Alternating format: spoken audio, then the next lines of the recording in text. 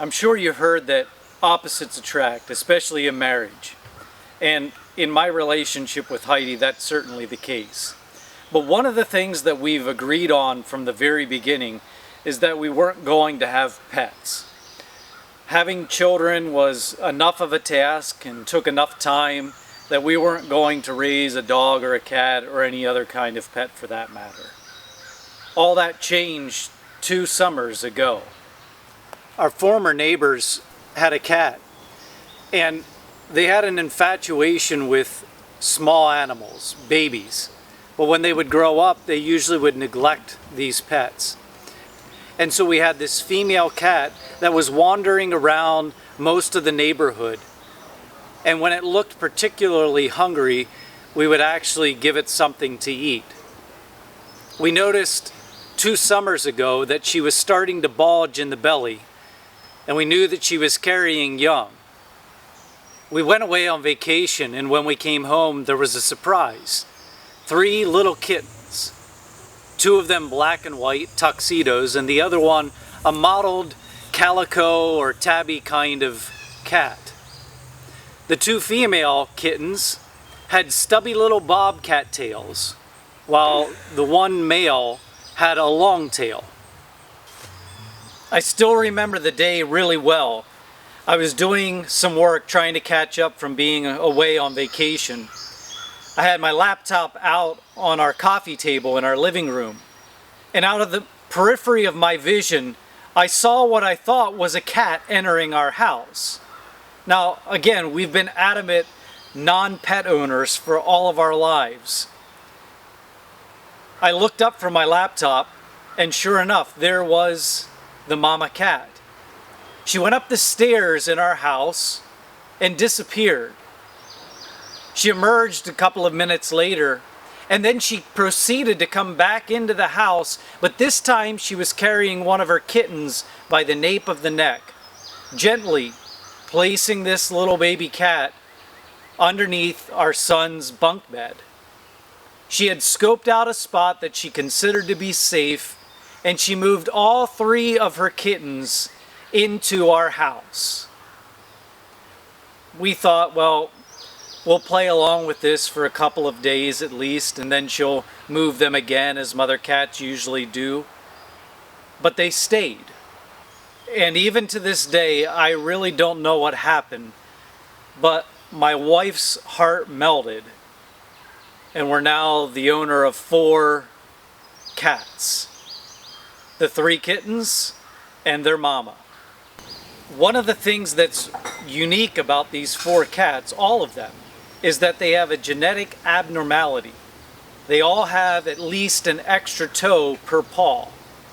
And in the case of the male kitten, we call him LT, he actually has 8 toes in the front on each paw.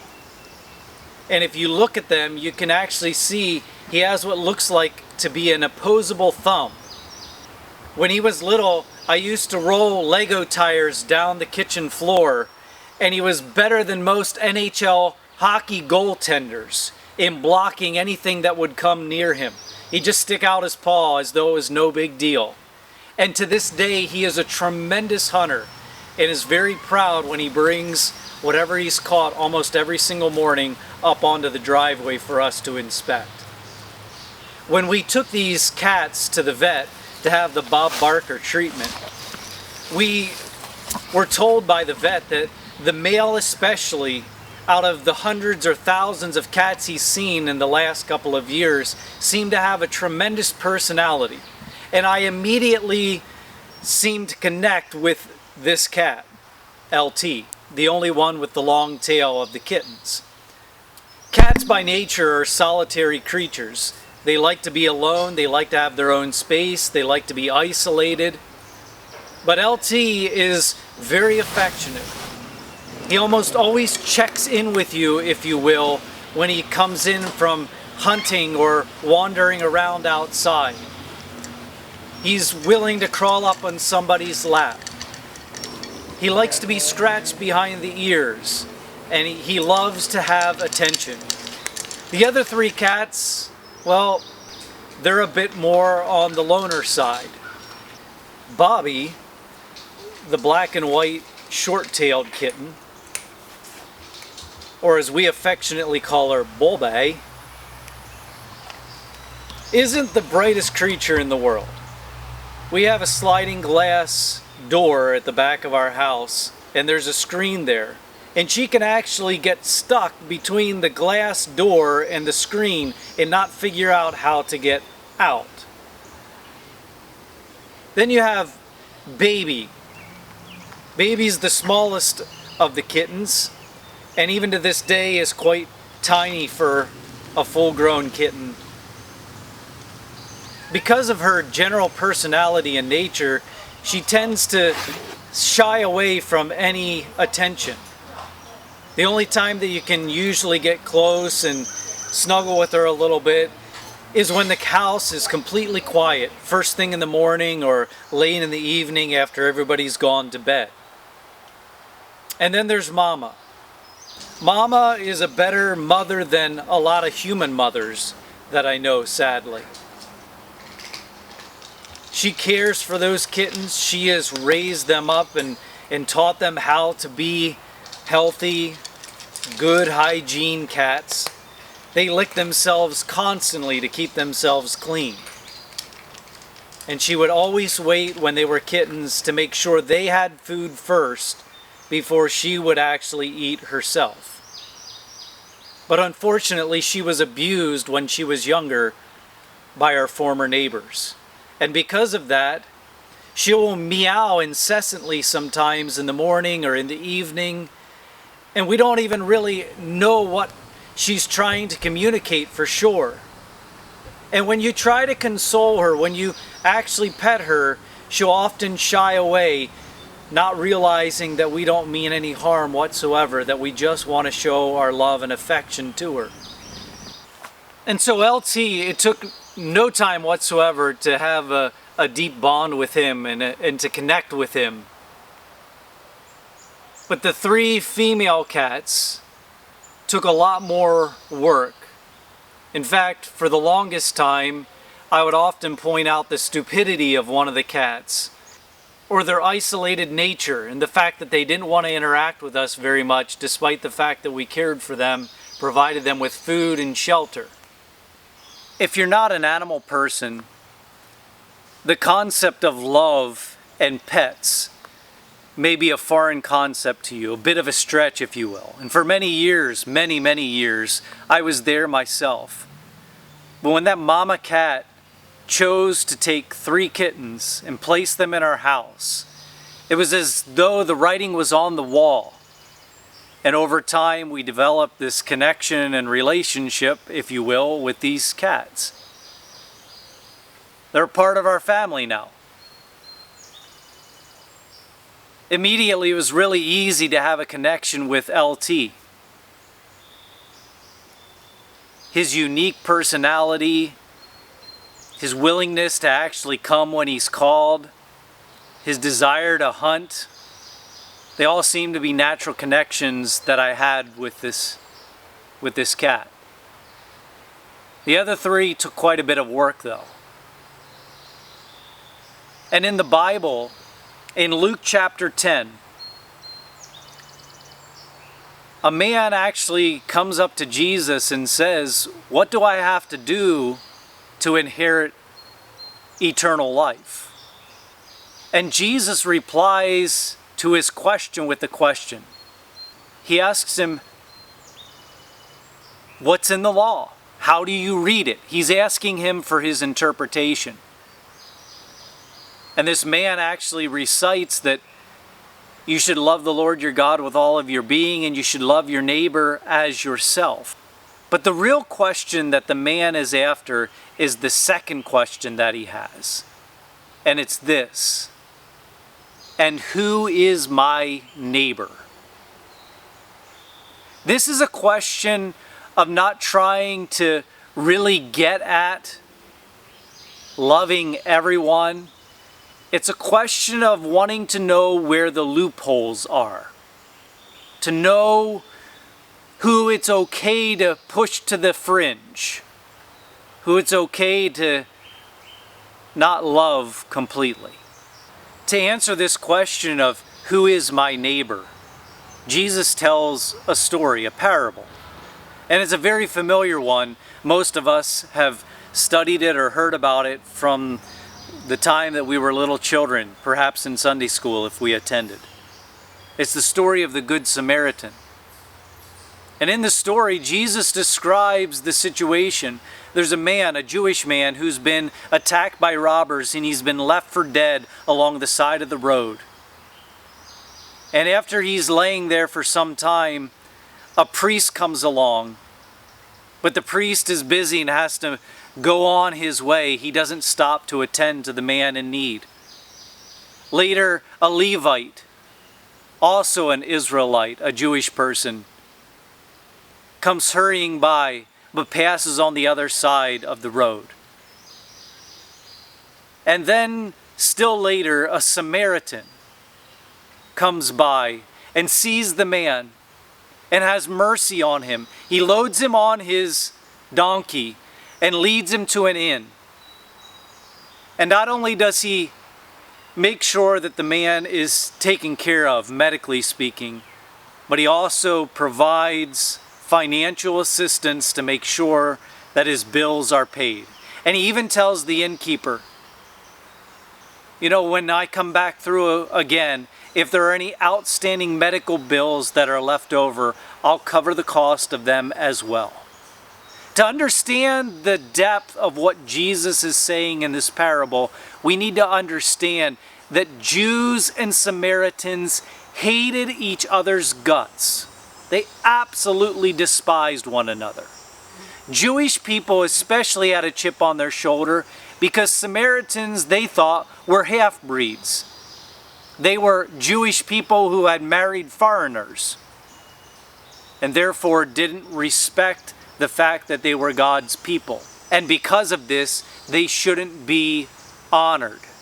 Jewish people hated Samaritans so much that they actually would extend their journeys.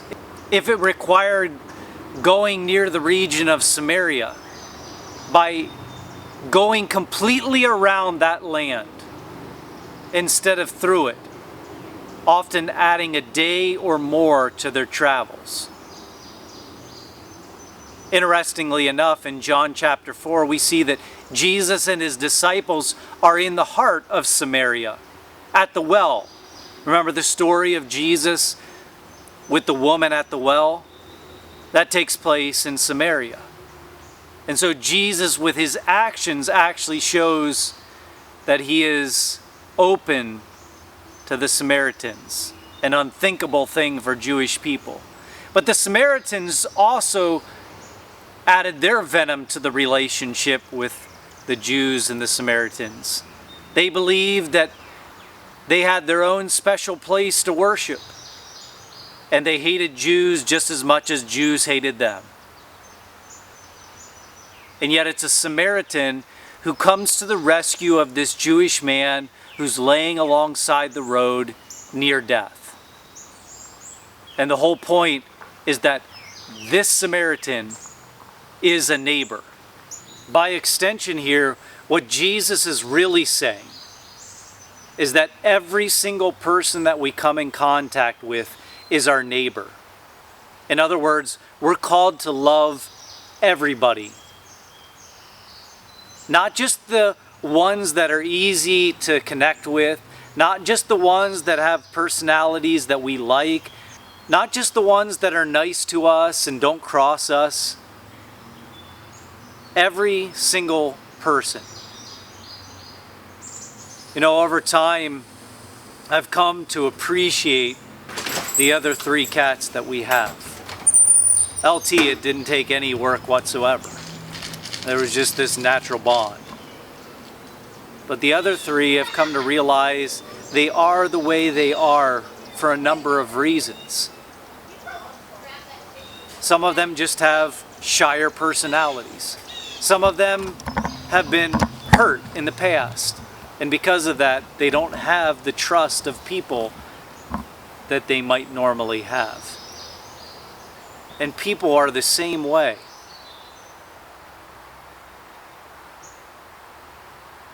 Do you ever consider that sometimes people act the way they do because of the brokenness and the pain that they're experiencing in their lives? I'm not trying to excuse anybody's behavior, but simply to point out that perhaps patience on our part is necessary. I've received scathing letters as a pastor. I've had people dissect my sermons. I've had lots of people that have left churches that I've pastored. I've even been fired from a church. And one of the things that I've come to realize over the years, when you get a nasty letter or somebody confronts you about something that doesn't really seem to be a big deal, but they make it into a big deal, is that it often comes from a place of hurt and pain. And that if you're willing to peel back the layers, you're able to see that there is pain that's beyond description. And that oftentimes they're lashing out in an unhealthy way, perhaps, because they don't know how else to respond. The pain is still that raw, even if it's something that happened to them when they were a child. I certainly wasn't prepared for the hostility or the anonymous letters left on pulpits, or simply a phone call with some very terse remarks when I went to seminary. Seminary didn't prepare me for that. But I've come to realize over almost 2 decades of ministry now that oftentimes that's the product of pain. Misdirected pain, but pain nonetheless. I wonder if you can relate in your life. Again, I'm not making excuses for people. Those who abuse and those who hurt people intentionally, it's wrong. And it shouldn't be tolerated. It shouldn't be enabled. But at the same time, a certain level of grace needs to be granted to each and every person around us. To love our neighbor as we love ourselves. I think a lot of times we look for the loophole, just like the man who asked Jesus in this teaching. Yeah, but what happens if it's a really difficult person? What happens if it's a person who has done really, really mean things? What happens if it's somebody who is just mean at their core? And in 1 John, we're told that if we say that we love God but we hate our brother, we're a liar. That's a pretty straightforward statement. That if we want to love God, our relationships with other people need to be right. That we at least have to have taken upon ourselves the initiative to love. Now, sometimes love doesn't mean that we hang out and spend a lot of time together. It may mean that we've forgiven somebody for something that they've done that has harmed us, and that we have erected safe boundaries. That's healthy. But other times, it means that we need to stop continually in our minds rehashing what has taken place and holding on to bitterness, which leads to this infestation inside of our souls that is yucky and awful and not good. We learn to love when we choose to love. Not because we feel like it, but because it's what God has called us to do. It's what we're commanded to do. Can you imagine how different the climate would be in America in 2020, in July, right now, if Christians, just Christians, really took seriously the call to love one another? Despite the anger, the hate, the vitriol that I've seen, by, yes, brothers and sisters in Christ, let alone what I've seen outside of the church, is absolutely astounding. If we can't love one another, how can we expect the world to love one another? Love, true love, doesn't mean that we can't have strong convictions or hold on to truth or even get angry at times. It's perpetual anger that leads us to problems. That's what Jesus was referring to in the Sermon on the Mount, perpetual anger. There are times that anger is necessary to address injustices. It doesn't mean that we can't have healthy boundaries. Some people are very toxic. And having the correct amount of space between them and us is the only way to go. But forgiveness is not really an option.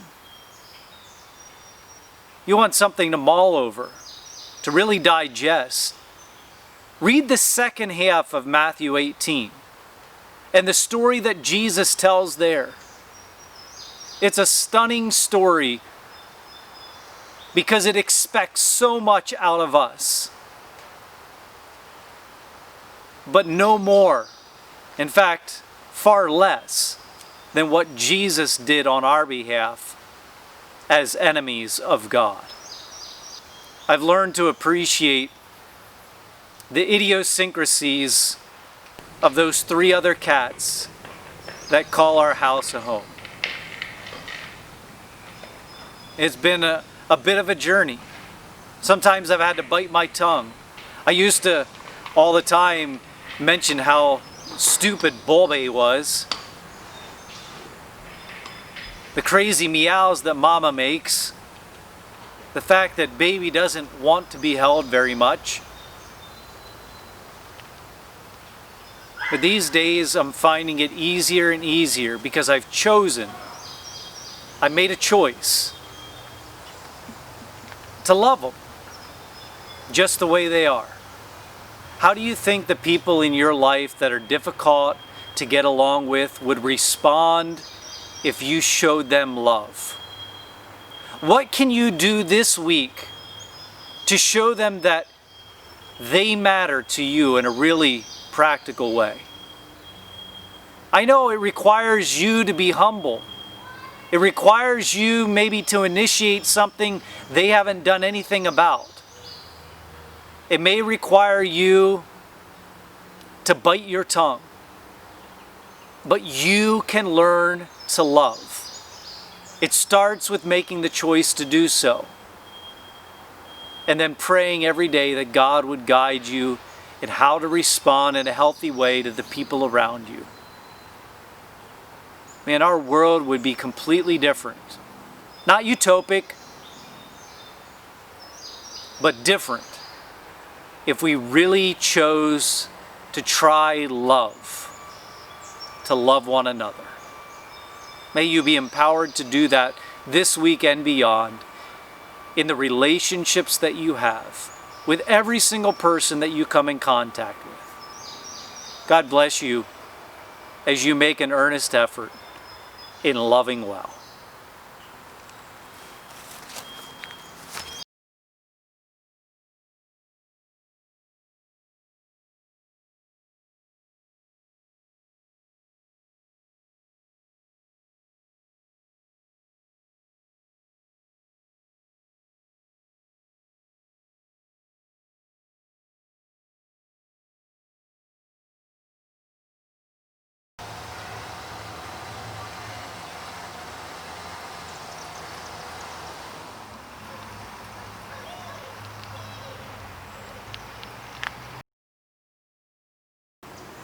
Jewish people hated Samaritans so much that they actually would extend their journeys if it required going if